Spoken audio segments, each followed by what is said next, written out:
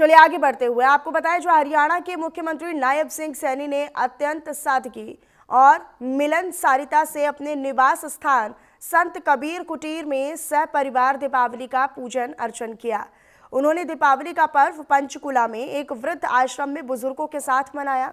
इस अवसर पर उनके साथ पूर्व स्पीकर ज्ञानचंद गुप्ता भी मौजूद नजर आए थे। बिहार चुनावों में व्यस्त होने के बावजूद भी नायब सिंह सैनी ने सबसे बड़े पर्व यानी दीपावली पर हरियाणा के हर कोने से आने वाले व्यक्ति से व्यक्तिगत मुलाकात की और उनके साथ अपने कर्म क्षेत्र कुरुक्षेत्र और लाडवा की जनता से भी मुलाकात की। नायब सिंह सैनी की मिलनसारिता में राजनीतिक हस्तियों में उनका कोई सानी नहीं है।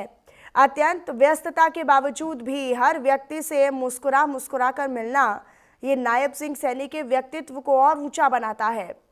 लोगों के लिए मुख्यमंत्री नायब सिंह सैनी की उपलब्धता किसी वरदान से कम नहीं है और ना की जा सकती है। नायब सिंह सैनी के नेतृत्व में बीजेपी पार्टी 3 में हरियाणा के अंदर सरकार का 1 साल पूरा हो चुका है। अब पार्टी 1 और 2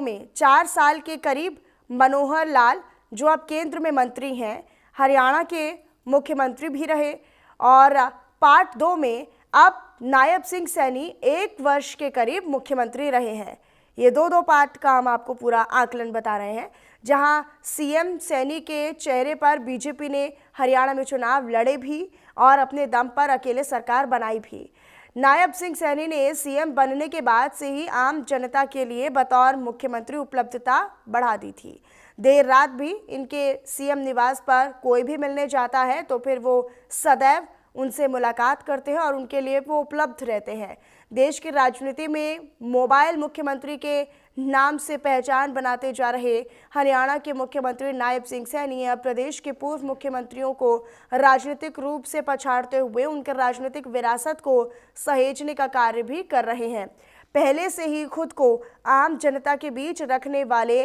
नायब सिंह सैनी जहां प्रदेश में अपने दौर के दौरान कहीं पर भी काफिला रुकवाकर जनता से मिलकर उनका हालचाल और समस्याएं सुनते हैं, तो वहीं आम जनमानस की तकलीफ को दूर करने और उनसे जुड़ाव को बरकरार रखने के लिए भी नायब सैनी ने मुख्यमंत्री बनते ही अपने सरकारी आवास के दरवाजे 2400 घंटे के लिए आम जन के लिए खोल दिए थे।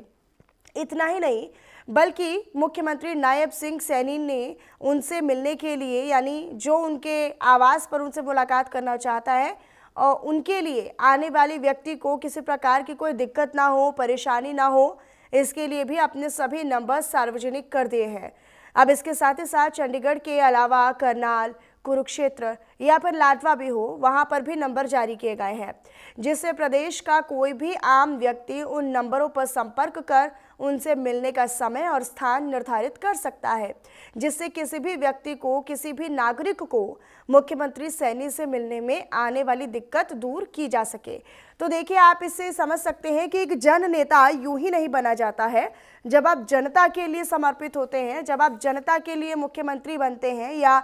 उनके लिए शपथ लेते हैं, तो किस तरीके से एक जन नेता के तौर पर आपकी जिम्मेदारियां उतनी ही बढ़ जाती हैं और उन जिम्मेदारियों को कैसे आप पार पाते हैं, उन चुनौतियों से कैसे आप पार पाते हैं, उन चुनौतियों को कैसे आप क्रॉस करके अपनी जिम्मेदारियों को निभाते हैं, ये अगर किसी को सीखना है एक राजनेता के तौर पर तो फिर वो नायब सिंह सैनी से ज़रूर सीखे। मुख्यमंत्री नायब सिंह सैनी जो लोगों से भी मुलाकात करते हैं, हालांकि आपने देखा कि वो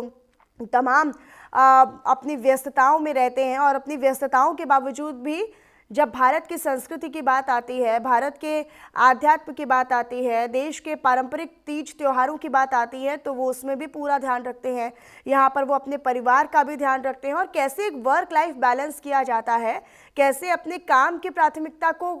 रखा जाए और कैसे अपने परिवार के समय पर परिवार को प्राथमिकता दी जाए, वो ये बखूबी बैलेंस करते हैं और उसी का संतुलन इन्हें और ज़्यादा सराहनीय बना देता है। और यही वजह है कि लोगों के बीच में इनकी खास पहचान बन चुकी है। वो व्यक्तिगत तौर से जब लोगों से मुलाकात करते हैं और एक जन नेता होने के नाते उनकी जिम्मेदारी भी बनती है और उसको समझते हुए उन्होंने बाकायदा अपने नंबर्स भी सार्वजनिक किए हुए हैं कि किसी को भी अगर कोई तकलीफ़ है तो फिर किसी भी दिक्कत को लेकर वो 24 घंटे उनसे संपर्क कर सकते हैं। मतलब आप ये समझिए कि बतौर मुख्यमंत्री वो लोगों के लिए अवेलेबल है और बड़े ही आसान तरीके से लोग उन तक पहुंच भी सकते हैं। और चलिए फिलहाल इन्हीं खबरों के साथ इस बुलेटिन में इतना ही। आप रहिएगा हमारे साथ। नमस्कार।